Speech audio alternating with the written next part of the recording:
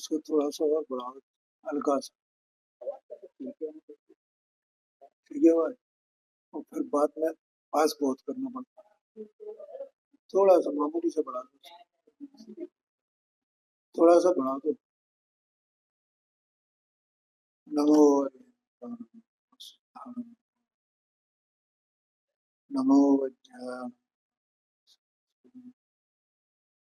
मंगलमय मंगलकर वीतरागवित्राय नमो ताहि आते गए अरहंतारि मां। करि मंगल करि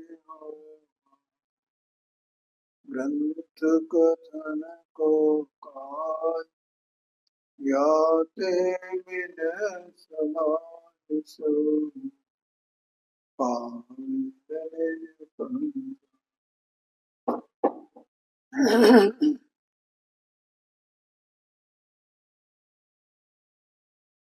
देखो यहाँ ये इसका ऊपर का पैरा चलिए 355 पेज पर।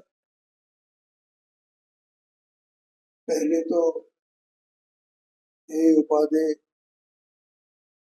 ये हे उपाधे, इनकी जो ज्ञानी की चाल है उसके बारे में चर्चा की। और फिर ज्ञान और क्रिया, देखो एक सूत्र है, अब धरला में कहाँ ये पता नहीं मुझे। ज्ञान क्रिया ज्ञान मोक्ष है, यानी ज्ञान और क्रिया इनसे मोक्ष प्राप्त हो। तो यहाँ इसलिए ज्ञान और क्रिया दोनों की चर्चा की। और ये ज्ञान और क्रिया गुणस्थान प्रमाण है। ठीक है, तो अलग अलग गुण स्थानों में ज्ञान और क्रिया की शक्ति अलग अलग। ज्ञान को तो बताया ही था, सम्यक ज्ञान की शक्ति, और क्रिया क्रिया बताई थी। क्रिया माने आत्मा जो वस्तु है ना, उस चैतन्य वस्तु सत्संग, उसकी अवस्था में जो राग है, तो नास्ति से तो राग का अभाव होना, वो क्रिया है। और अस्थि से अपनी शुद्धता की वृद्धि होना, ये क्रिया है। देखो वस्तु है ना, वो बिल्कुल सहज है। जैसे किसी भी वस्तु में कोई कार्य होता है ना, तो सभी वस्तु में कार्य हो रहे हैं। तो जैसे वो सहज है, अपने आप ही उसमें कार्य हो रहा है। ऐसी जितनी चैतन्य वस्तुएं हैं जगत में, अनंता में, सब में इसी प्रकार से कार्य हो रहा है। उन अनंत जीव राशि में से एक जीव मैं भी ऐसा ही द्रव्य हूँ, मुझ में भी ऐसा ही सहज में कार्य हो रहा है।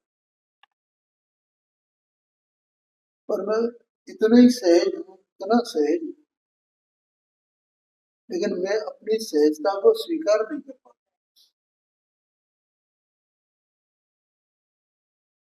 समझ में? देखो दुनिया में जितनी घटनाएं हो रही,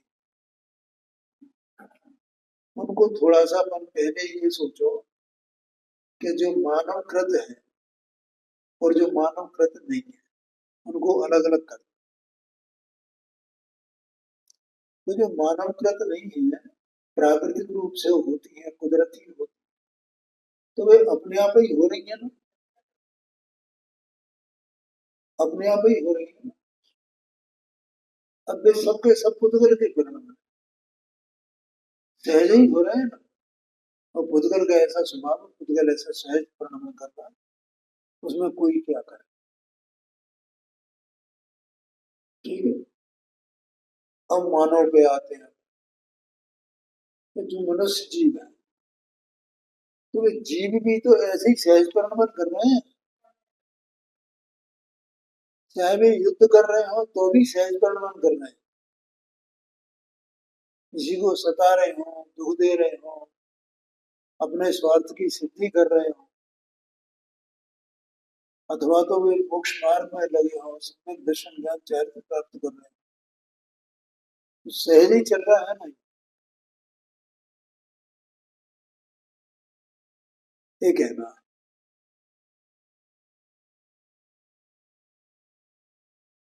क्या कहा?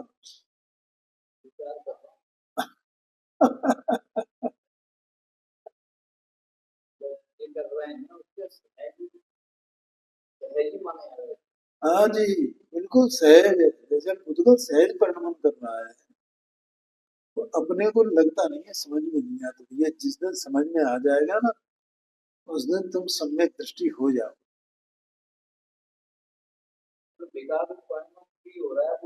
सहज है, वस्तु है ना, वस्तु परिणमन कर रही है अपने से।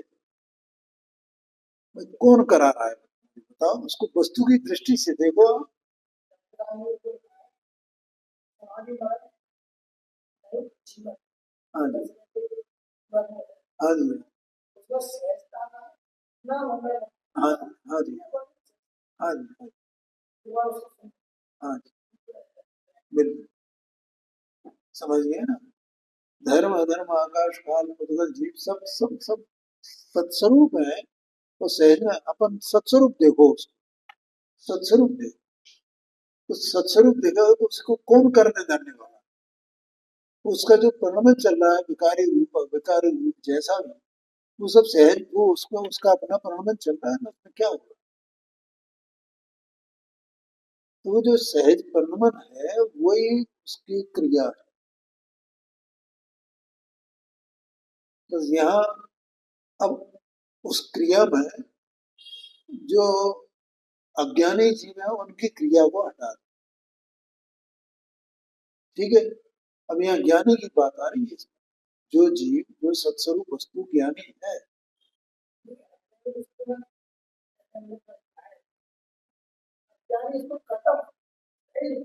हाँ, यही बात, यही बात। नहीं, क्यों? भाव रूप परिणमन करना भी तो वस्तु का ही स्वरूप है ना, वस्तु का गुण है ना उसको। कौन करे उसे? दूसरा करा रहा है क्या? हम उसकी सत्ता को नहीं देख पा रहे हैं असल में। जिस दिन उसकी सत्ता को, स्वतंत्र सत्ता को स्वीकार करेंगे, तो उसका स्वतंत्र द्रव्य, स्वतंत्र गुण, स्वतंत्र परिणमन कौन कराएगा उसको? हम सत्ता को नहीं देख पाते हैं, क्योंकि हम पर्याय दृष्टि है, पर्याय मूल है।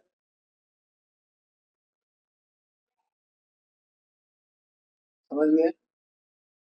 तो यहाँ तो ज्ञानी की बात की है कि ज्ञान की शक्ति और क्रिया की शक्ति दोनों गुण स्थान प्रमाण न्यारी न्यारी। एक बात। अब दूसरी बात कौन सी? कि एक ही गुण स्थान वर्ती जो जीव है, उनके अपने अपने औदैहिक भाव हैं, न्यारे न्यारे। तो एक तो गुणस्थान प्रमाण न्यारी न्यारी, दूसरा एक ही गुण स्थान वाले अनेक जीव हो, तो उनके औदैहिक भाव न्यारे न्यारे। इसलिए ज्ञान शक्ति और क्रिया शक्ति दोनों न्यारी न्यारी, ऐसा समझ। ठीक है, इसके बाद इतना ज्ञान करा दो, मतलब ये परमार्थ वचन का क्या एकदम रसकंद है। फिर कहते हैं इसमें जो ज्ञान शक्ति है और एक ज्ञान शक्ति क्रिया शक्ति, दोनों को ज्ञान गुण और क्रिया गुण ऐसा नहीं लेना उसको। ये पर्यायगत ज्ञान शक्ति, पर्यायगत क्रिया शक्ति, पर्याय संबंधी है, स्वभाव संबंधी नहीं। जो अनंत गुण है ना, प्रपन्न शक्ति, पड़ी जीवत्व शक्ति, चित शक्ति, ऐसे ज्ञान शक्ति को नहीं लेना। ज्ञान शक्ति जैसे उस्मान परिभाषित की, सात आरोपी हो ज्ञान शक्ति, बस। वो ज्ञान स्वभाव जीव का है, ज्ञान गुण है, जो ध्रुव है, अपरिणामी है, उसकी बात है। हाँ, गुणस्थान प्रमाण जो ज्ञान की पर्याय की शक्ति है, पर्यायगत ज्ञान, उसकी बात। हाँ, हाँ। अब यहाँ ये कह रहे हैं कि जो ज्ञान शक्ति है या ज्ञान है, वो ज्ञान हुए तो वो ज्ञान परसत्तावलंबनशील ही नहीं है। समझ गए ना? अर्थात पर की सत्ता का अवलंबन करने के स्वभाव वाला ज्ञान नहीं है, सम्यक ज्ञान इसको कहा। तो वो कल अपन ने वो चर्चा में लिया था, ज्ञान किसको कहेंगे, नहीं लिया था कल।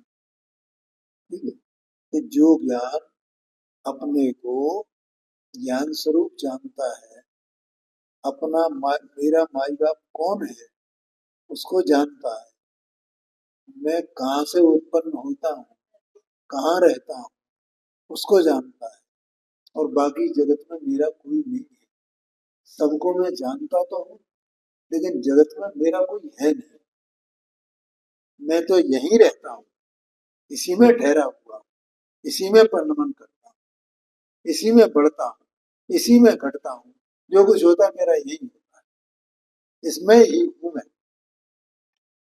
ऐसा जो जानता है वो ज्ञान ज्ञान है बस।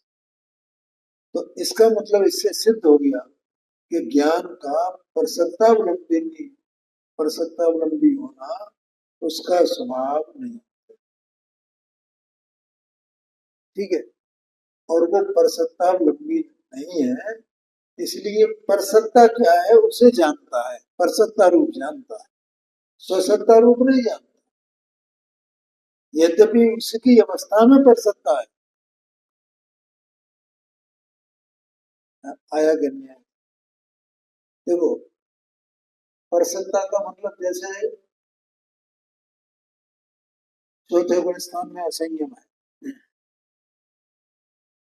ठीक है, फिर पांचवें गुण स्थान में आंशिक संयम है। तो जो आंशिक संयम कहा जाता है, कल मैंने 252 पेज पर निकाल के बताया था ना। ये बात है बार बार अभ्यास करने योग्य। तो वहां पर जैसा मैंने कल बताया था, फिर मैं याद दिलाता हूँ, 252 पेज पे देखना चाहो तो देख लो। तो आप लोगों को अभ्यास कम है।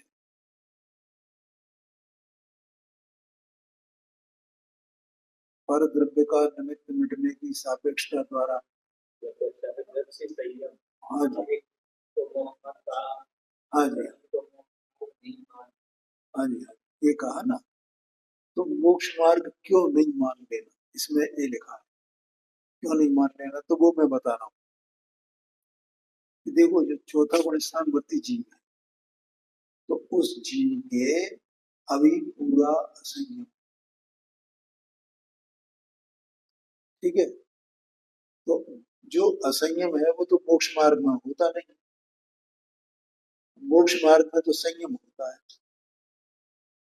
ठीक है, तो वो जो असंयम है, तो वो असंयम का त्याग करता है। असंयम का त्याग कैसे करेगा, कि पर द्रव्य का निमित्त मिटाएगा। असंयम के निमित्त बाहर में है क्या नहीं। ठीक है, जैसे 12 प्रकार की अभिरति होती है, असंयम होता है 12 प्रकार। तो उसमें छह प्रकार है। 6 प्रकार तो इंद्रिय संबंधी है, और 6 प्रकार हिंसा संबंधी, 6 का। ठीक है, अब वो परद्रव्य का निमित्त माने कि मैं इनकी हिंसा नहीं करूंगा, त्रस हिंसा का त्याग। तो देखो, पहले त्रस जीव के, त्रस पर्याय के जो जीव हैं, उनके आश्रय से हिंसा होती थी ना, तो वे उसकी हिंसा में वे निमित्त थे ना। हिंसा, निश्चय हिंसा क्या है? अपने में राग की उत्पत्ति। तो उसको राग क्या करता है कि जीव को खुद हरण करता है, जीव का नुकसान करता है, स्वयं अपने जीव का। जिस जीव की परिणति में राग उत्पन्न होगा तो वो राग जीव को ही नुकसान तो करेगा। और उस राग का निमित्त परद्रव्य है। अब इसने क्या प्रतिज्ञा की कि मैं त्रस की हिंसा नहीं करूंगा। ठीक है, तो उसने इतनी प्रतिज्ञा की तो त्रस की हिंसा छूटी, तो उतनी हिंसा यहाँ छूटी क्या नहीं छूटी? आया क्या नहीं आया? तो वो त्रस हिंसा छूट गई उसकी, तो उतनी हिंसा यहाँ छूटी। अब हिंसा कम रह गई। कितनी रह गई? स्थावर संबंधी है, और वो भी सावधानी पूर्वक, उसमें भी सावधानी रखनी। इतनी हिंसा उसकी छूट गई। ठीक है, और वो हिंसा परद्रव्य के निमित्त से होती थी, तो परद्रव्य का निमित्त बढ़ गया। अब इसको क्या कहा कि ये इसका अहिंसाणुव्रत है। ठीक है, अब ये जो अहिंसाणुव्रत है, और वास्तव में तो क्या हुआ इसको, वो जो राग का अभाव हुआ है ना, वो क्रिया हुई है ना, वो राग छूट गया इसका। तो उतने अंश में इसकी परिणति में पवित्रता और आनंद शांति हो गई कि नहीं हो गई? उसमें ये त्रस हिंसा का जो त्याग हुआ है वो निमित्त है।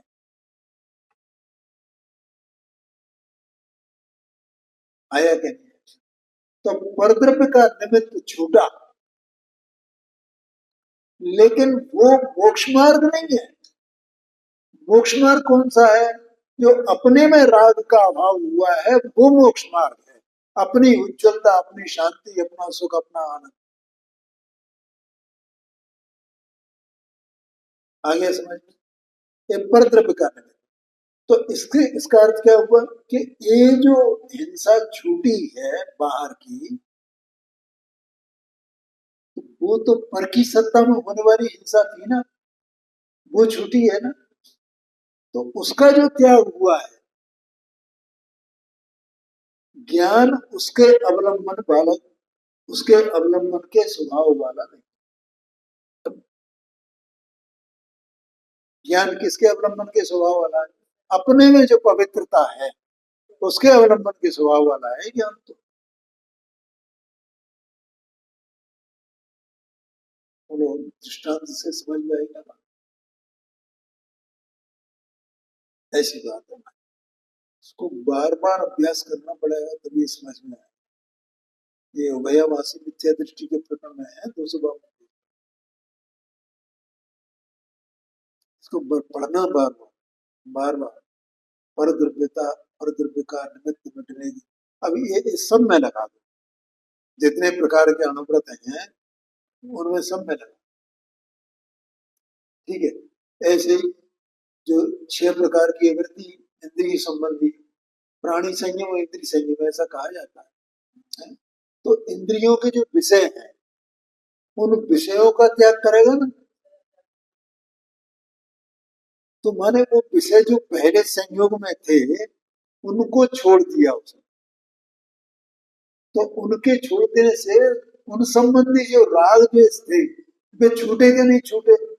उन्हें उनसे छूटने के लिए उसने वे छोड़े, और वो छूटा है तो उतनी इसकी हिंसा बची है ना अंदर में, तो उतनी शांति और पवित्रता उत्पन्न हुई ना। वो ही तो इसका माल है। ठीक है, और परद्रव्य का जो निमित्त था उससे जो उसको जो ये कहा जा रहा है कि ये इंद्रिय विरोध हुआ है, ये हो गया है परसत्ता में, तो उसमें उसके त्याग से क्या संबंध है उसका? कोई संबंध नहीं है क्या? वो तो पर की सत्ता है, विषयों की, इंद्रियों की, सबकी। वो तो पर, राग की, ये तीनों पर सत्ता है ना। तो जो आत्मा का लाभ है वो आत्मा का लाभ पर की सत्ता से नहीं है, अपनी सत्ता में जो आया है उसका लाभ है आत्मा। इसलिए जो आत्मा अपना लाभ है वो मोक्ष का कारण है, और जो परसत्ता का कार्य है वो मोक्ष का कारण नहीं, ऐसा कहते हैं।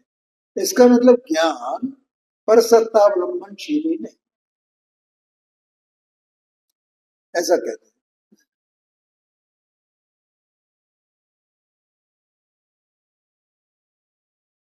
फिर ये कहा, देखो अब अगला वाक्य फिर, अवस्था प्रमाण परसत्ता अवलंबक है तो सही, लेकिन मोक्ष मार्ग नहीं है वो अवस्था प्रमाण पर की सत्ता का अवलंबन तो है, लेकिन वो अवलंबन मोक्ष मार्ग नहीं है। एक बताना है बस, ठीक है। पांचवें गुण स्थान में मैंने बता दिया, मुनि दशा में मैंने, मतलब अपन कहें तो उसी को मुनि दशा में बता सकते हैं, ठीक है।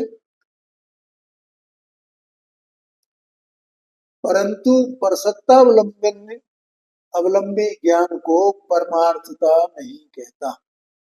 ज्ञानी पुरुष जो परसत्तावलंबन ज्ञान है, उस ज्ञान को परमार्थता माने वो परमार्थ ज्ञान नहीं, जो परसत्ता का अवलंबन करता है। माने जैसे शास्त्रों का ज्ञान हो गया, तो शास्त्रों का ज्ञान हो गया तो वो तो परसत्तावलंबी रूप ज्ञान है, लेकिन वो मोक्ष मार्ग नहीं है, उससे मोक्ष मार्ग नहीं होता है शास्त्रों के ज्ञान से।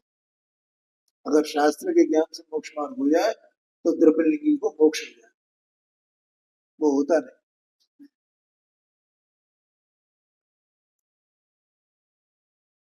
जो ज्ञान हो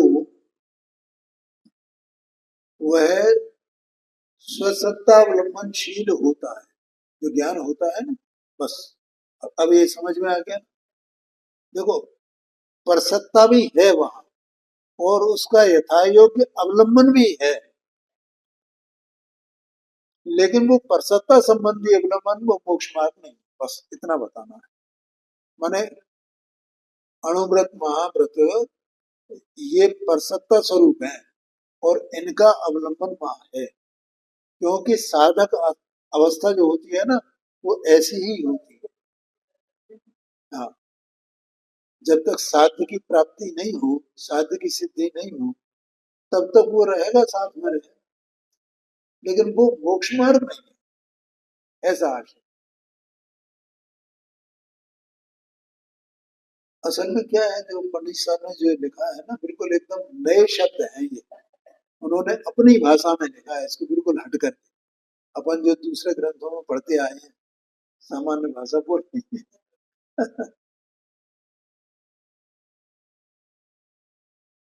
उसका नाम ज्ञान है। अभी स्वसत्तावलंबनशील जो ज्ञान है वो भी मैंने बता ही था आपको, कि वो अपने में रहने वाला, अपने को जानने वाला, ऐसा अनुभव करने वाला ज्ञान है, वही ज्ञान ज्ञान है।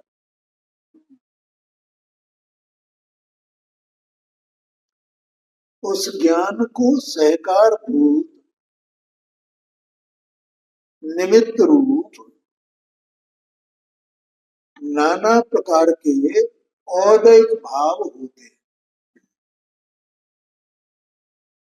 सहकार भूत और निमित्त भूत, निमित्त रूप नाना प्रकार के औदैक भाव होते हैं। उन औदैक भावों का ज्ञाता तमाशगीर है, न करता है, न भोगता है, न अवलंबी है।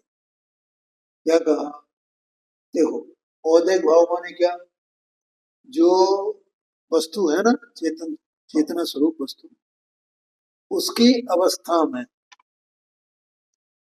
जितने अंश में राग बचा है, तो वो राग औदैक भाव ही तो है, और क्या है, ठीक है। और वो राग किस प्रकार का है, कि वो अणुव्रत महापतादि रूप का राग है, समितियों संबंधी राग है, 6 आवश्यक संबंधी राग है, 12 प्रकार के जो व्रत हैं श्रावक के, उस रूप का राग है। 11 प्रतिमाओं संबंधी राग है, 12 प्रकार के तप संबंधी राग है, 22 परिचय सहने संबंधी राग है। बोलो समझ में आया कि नहीं?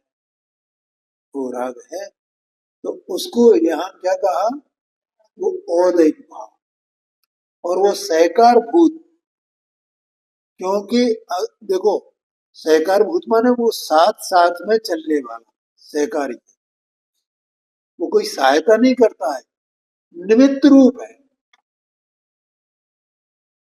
कैसे निमित्त रूप है, कि जितना जितना त्याग किया जा रहा है उतना उतना राग का अभाव होता जा रहा है, और राग के अभाव से उतना उतना परिणति में शुद्धता आ रही है ना, इसलिए वो निमित्त भूत है ना, वो सहकार है ना उसका। आया कि नहीं, ऐसा शांति से समझना।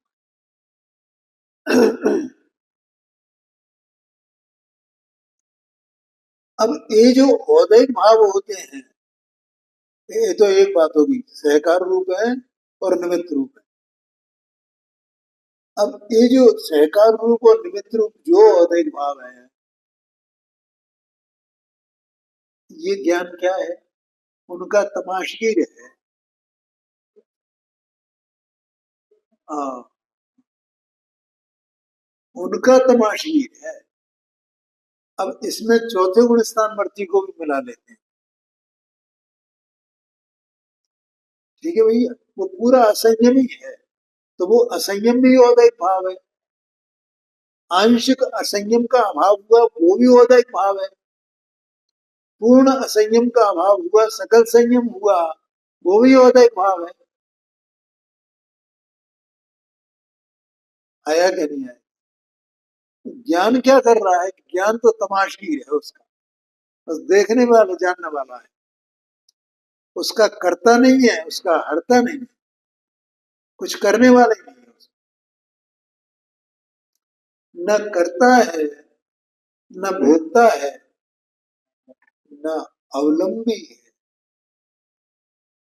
क्योंकि वो औदैक भाव स्वकारण से, कौन करे कौन धरे। क्या भैया,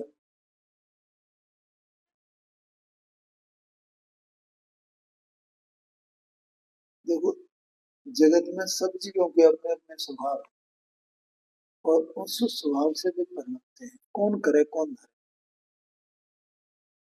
अभी थोड़ी देर पहले अपनी बात चली स्वतंत्रता की बात, सहजता की बात, सब सहज है। एक बार द्रव्य पर दृष्टि जाए तो पता चले कि सब सहज। ऐसे वो ज्ञाता है, ज्ञाता है, ज्ञाता है, ज्ञाता है, क्योंकि अभी ज्ञान का अर्थ तो यही है ना भैया, ज्ञान का ज्ञान माने मैं कौन, ऐसा उसने अपने को पहचान लिया ना, तो वो ज्ञान अपने को अपनी सत्ता प्रमाण मानता है ना। क्या कहा, हाँ, अपनी सत्ता, अपने अनंत गुणों के समुदाय रूप अपना द्रव्य,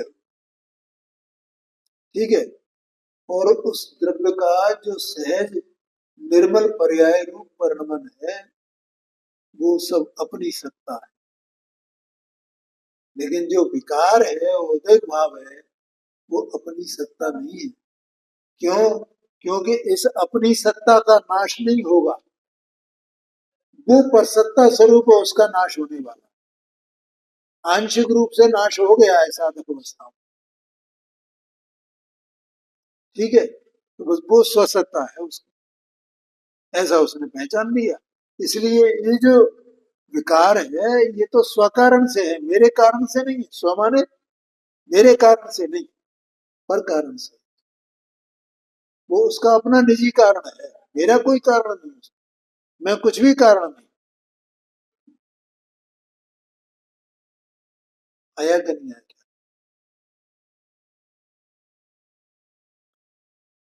इसलिए कोई ऐसा कहे कि इस प्रकार के औदिक भाव सर्वथा हो तो फलाना गुणस्थान कहा जाए, तो झूठ है। क्या कहा? इस प्रकार का औदैक भाव, माने क्या हुआ? ऐसा कहने वाला वो झूठा क्यों है? क्योंकि वो औदैक भाव से गुण स्थान देखता है। क्या कहा? समझ में आया कि नहीं आया?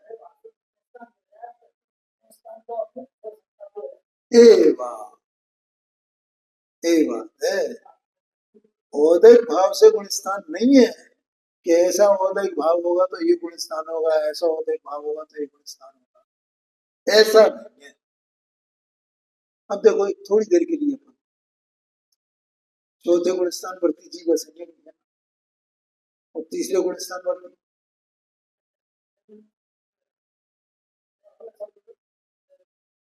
वो भी असंयम ही है। चारित्र की अपेक्षा से हम बात कर रहे हैं, तो चौथे गुण स्थान पर असंयम ही है, तो तीसरे गुण स्थान पर भी असंयम ही होगा ना, दूसरे गुण स्थान पर भी असंयम ही होगा ना। तो जो पहले गुण स्थान पर मिथ्या दृष्टि वो भी असंयम ही है ना। तो औदैक भाव तो चार होगा, एक प्रकार का है। तो औदैक भाव से किसी का वो गुण गुणस्थान प्रमाण किया जा सकता है क्या? या नहीं किया जा सकता है, इसलिए वो झूठ है। समझ गया ना? देखो, वो जो औदैक भाव है, माने कर्म के उदय जन औदैक भाव, तो वैसा अज्ञानी देखता है उस रूप से, तो वो तो द्रव्यलिंगी का और भावलिंगी का एक ही प्रकार का मान लेगा वो तो जैसा इनका औदैक भाव है जैसे इनका औदैक भाव है। तो इसलिए औदैक भाव प्रमाण, पर वो ऐसा नहीं है।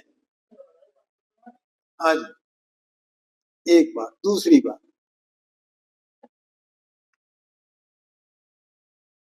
अभी अपन ने एक बात पढ़ी थी इसमें कि जो ज्ञान शक्ति और क्रिया शक्ति है, ये पहला तो गुण स्थान प्रमाण अलग अलग न्यारी है। दूसरा ये पढ़ा था, उसी की बात है यहाँ पे, कि हरेक का जो ज्ञान शक्ति और क्रिया शक्ति है, अपने अपने औदैक भाव अनुसार है। ठीक है? अब एक ही गुण स्थान वर्ती जीव के औदैक भाव न्यारे न्यारे हो सकते हैं ना।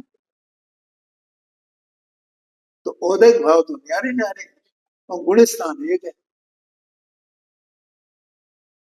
आया कि नहीं? तो फिर हाँ, तो वो औदैक भाव से किसी गुण स्थान को निश्चित करे, ये संभव नहीं, क्योंकि वो औदैक भाव दो जीवों के, चाहे वे ज्ञानी हो कि अज्ञानी हो, वे आपस में मिलते ही नहीं है। ये बात है, ध्यान में आया? तो झूठ है, उन्होंने द्रव्य का स्वरूप सर्वथा प्रकार नहीं जाना है। क्यों? इसलिए कि और गुणस्थानों की बात कौन चलावे, और गुणस्थानों की बात तो कौन करे। केवली के भी औदैक भावों की नाना प्रकारता जानना, केवली के भी औदैक भाव नाना प्रकार के,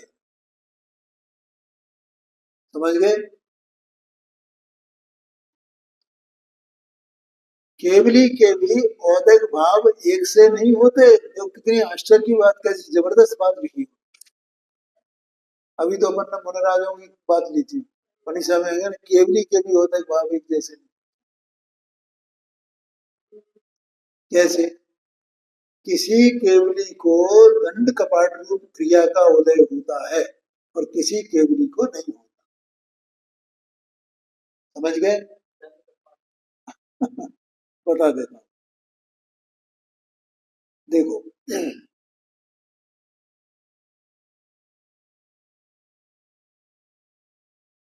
जैसे केवली है, तो अब उनका 13वां गुण स्थान है, तो 13वें गुण स्थान में अभी 4 प्रकार के अघातीय कर्मों का संयोग बना हुआ है।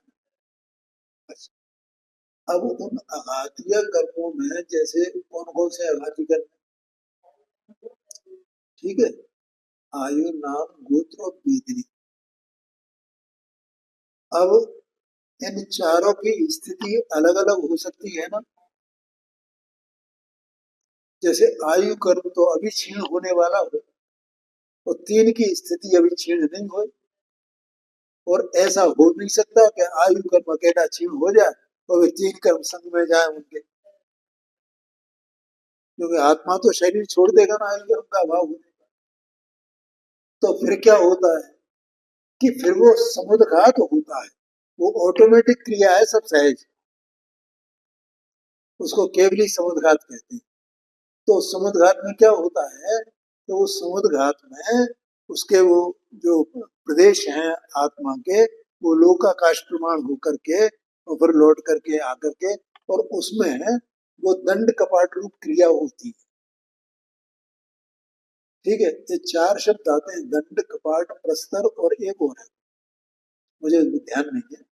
ये बात लब्धि सार में है, वो मैंने पढ़ी है, बहुत दिन पहले पढ़ी है, सालों हो गए उस बात, तो इसलिए वो मुझे याद नहीं है। अब 2-4 दिन बाद अपन जब इस ग्रंथ छूने लगेंगे तो मैं बताऊंगा। ठीक है, अब संक्षिप्त में इतना समझ लेना, वो दंड कपाट रूप क्रिया होती है, तो वो किसी केवली को होती है और किसी केवली को नहीं होती है। इसका मतलब जिनको होती है उनका औदैहिक भाव न्यारा है, और जिनको नहीं होती है उनको औदैहिक भाव न्यारा है। तो औदैहिक भाव से अब अलग अलग कहो तो क्या उनके गुण स्थान अलग अलग हो गए क्या? ये नहीं, गुण स्थान अलग अलग नहीं है, ये कह दिया।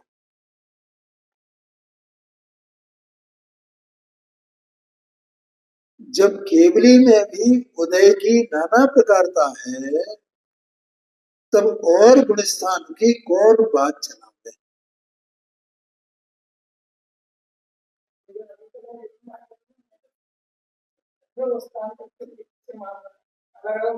कोई बात नहीं। हाँ जी हाँ, सामान्य पने तो अपने को ऐसे ही लगता है ना, लेकिन सूक्ष्मता से देखें तो वो औदैहिक भाव न्यारे न्यारे, ऐसा समझना। इसलिए औदैहिक भावों के भरोसे ज्ञान नहीं है। ज्ञान स्वशक्ति प्रमाण है, ये कहते हैं। और देखो, 13वें गुण स्थान में औदैहिक भाव न्यारे न्यारे और केवल ज्ञान एक जैसा, और दोनों बराबर लोकालोक के ज्ञाता हैं, तीनों काल के।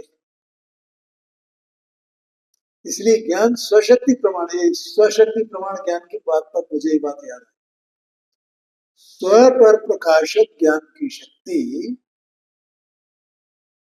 एक बात, स्व पर प्रकाशक जो ज्ञान है उसकी शक्ति कैसी है, स्व पर प्रकाशक एक बात। दूसरी बात, ज्ञाय प्रमाण ज्ञान,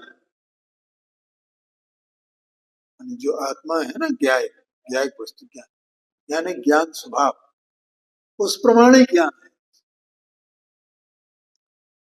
स्वरूपाचरण रूप चारित्र यथानुभव प्रमाण, इतना अनुभव की शक्ति है, उसके अनुसार स्वरूपाचरण चारित्र है, ये मोक्ष मार्ग है। यह ज्ञाता का सामर्थ्य बना है। ठीक है, ज्ञाता माने ऐसा वो द्रव्य, वो स्वयं जो अपने ज्ञान से संपन्न है, अज्ञान का जिसको अभाव हो गया है, ऐसा वो आत्मा ज्ञाता है, उसकी ये सामर्थ्य है। ठीक, कौन सी सामर्थ्य? सुपर प्रकाशक ज्ञान की शक्ति और ज्ञाय प्रमाणता और स्वरूपाचरण चारित्र, ये तीन चीज। ठीक है, ज्ञाय प्रमाण माने वो जो अपन ने अभी प्रारंभ में बोला था कि मैं इतना मात्र हूँ, उस मैं ही हूँ, उससे बाहर कहीं हूँ ही नहीं।